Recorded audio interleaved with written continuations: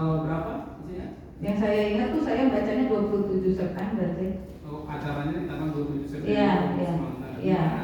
Di Dewan Pimpinan Pusat Partai yang ditandatangani oleh Pak Sekjen dan Ketua Badan Kehormatan. Pak siapa? Komarudin Watubun. Nah, pada saat saksi mendapat surat itu, saksi mengonfirmasi ke siapa? Ini surat mau ketemu siapa nih saya hari ini? Langsung ke Pak Sekjen. Saksi WA langsung? Iya. Tanggal berapa saksi WA? 20 itu, pokoknya hari ketemu itu. Oh, jadi surat itu tanggal 26. Saksi mendapat surat, terus saksi konfirmasi ke Sekjen. Iya, iya. Arahan Pak Sekjen apa? Nah, saya langsung datang juga, gitu loh. Iya. Nah, ketemunya dengan Pak Sekjen ini kapan? Di 27. Oh, tanggal 27-nya. Oke. Saksi bertemu dengan terdakwa di tanggal 27 ya. Ya. Nah, kemudian apa pembicaraan pada waktu itu? Mudah-mudahan saya nggak salah. Waktu itu saya hadir Pak Sekjen, bahwa saya mempertanyakan masalah pelantikan saya, undangan saya. Sempat terjadi dialog pada saat itu bahwa saya akan diberikan undangan apabila saya bersedia mundur. Saya mempertanyakan alasannya apa.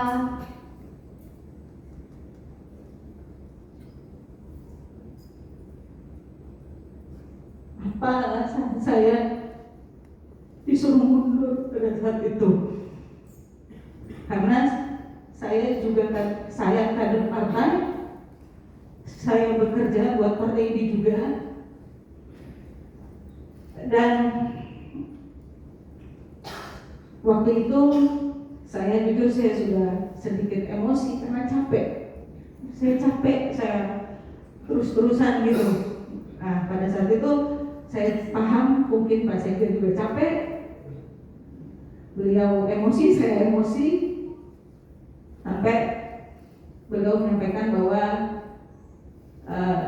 ini perintah partai. Ini mohon maaf kalau saya agak mencoba menghina.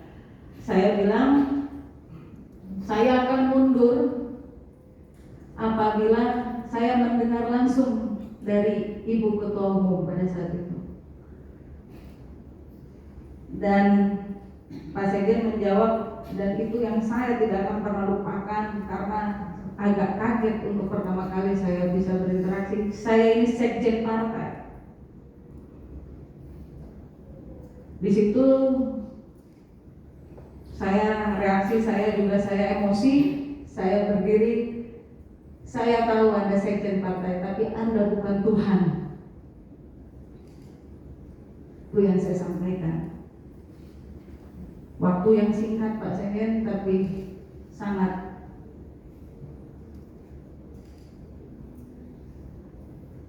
melekat sampai sekarang saya.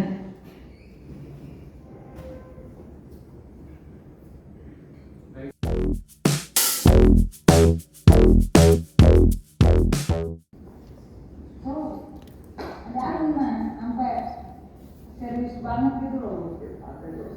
Iya serius, cuma maksudnya bisa tidak ambil beban di bulan usia gue mendarat tuh langsung ke sana nggak bisa juga.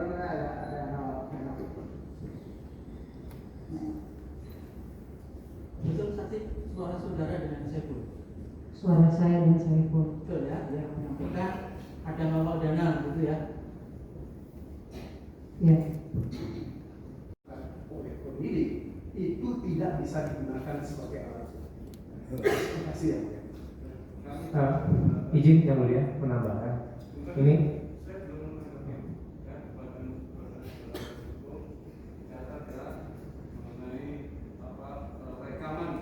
rekaman antara saksi dan Saiful Bahri yang notabene adalah saksi yang merekam. Saya Bukan kesadapan dari siapa. Baik, apa yang disampaikan? baik, terima kasih yang mulia. Saya ingin menambahkan terkait apa yang dikatakan oleh rekan saya tadi bahwa Ini kan dalam undang-undang data pribadi, khususnya dalam pasal 20, khususnya dalam kata ayat 2 disebutkan bahwa pemrosesan salah satunya itu terkait dengan perekaman, itu kan sebenarnya berdasarkan persetujuan. Ini kan perekaman yang dilakukan oleh saksi dengan orang lain. Itu kan sebenarnya bersifat rahasia. Nah, apakah orang yang direkam ketika itu memberikan persetujuan atau tidak? Walaupun pada saat ini dikatakan sudah memiliki alat bukti. Ini pertanyaan ini tidak hanya terkait dengan putusan MK, tapi terkait dengan undang-undang. Saya yakin bahwa pada saat ini kita menyidangkan ini dengan kerangka berdasarkan peraturan undang-undang, gitu kan. Kalau misalnya tidak, ya ini sebenarnya sudah melanggar dari peraturan undang-undang juga. Itu kan, terima kasih. Terima kasih yang mulia, menanggapi yang mulia. Tadi pertama saya sampaikan yang mulia tadi bahwa ini ada rekaman yang dilakukan oleh saksi sendiri.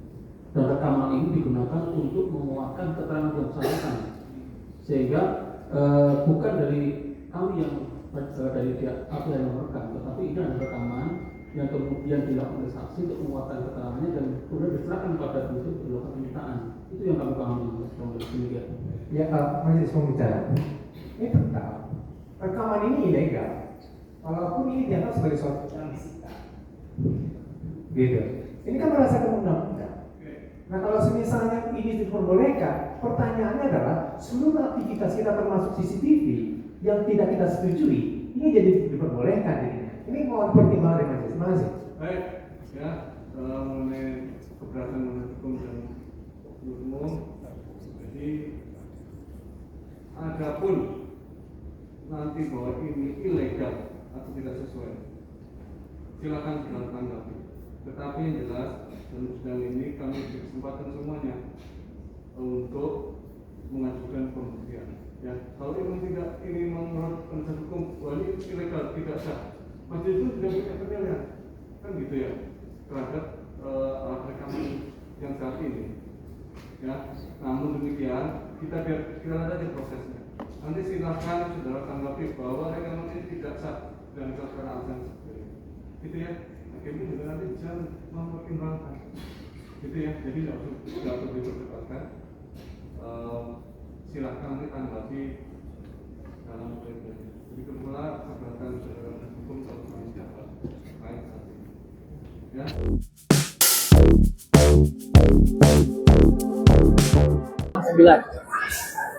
Berakhir jam 13.30. Ya, 13.30. Pertanyaan kepada Bapak Ibu yang menyaksikan sidang dari pagi sampai sekarang. Ya. Keterangan saksi apa yang disampaikan oleh Rizky yang pada hari ini hadir? Jangan yang membuktikan deh. Yang memberatkan aja, ada nggak? Sekali lagi ini kasus suap, bukan kasus sengketa pemilu, bukan perkara mengganti ya antar waktu, bukan ya perkara sengketa partai. Ini perkara suap. Sudah 8 orang saksi sejak awal sampai Rizky dipanggil. Pertanyaannya, mengetahui langsung bahwa Pak Hasto Kristianto terlibat? Gak ada.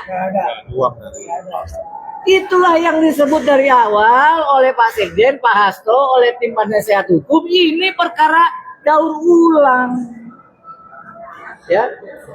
Tapi dengan terdakwa yang berbeda.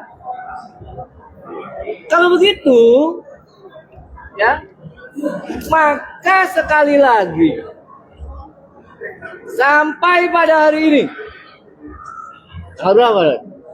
Tanggal 7 Mei 2025 sudah diperiksa 8 orang saksi. Tidak ada ya bahkan yang memberatkan, apalagi yang membuktikan dakwaan bahwa Pak Hasto melakukan perbuatan pidana suap.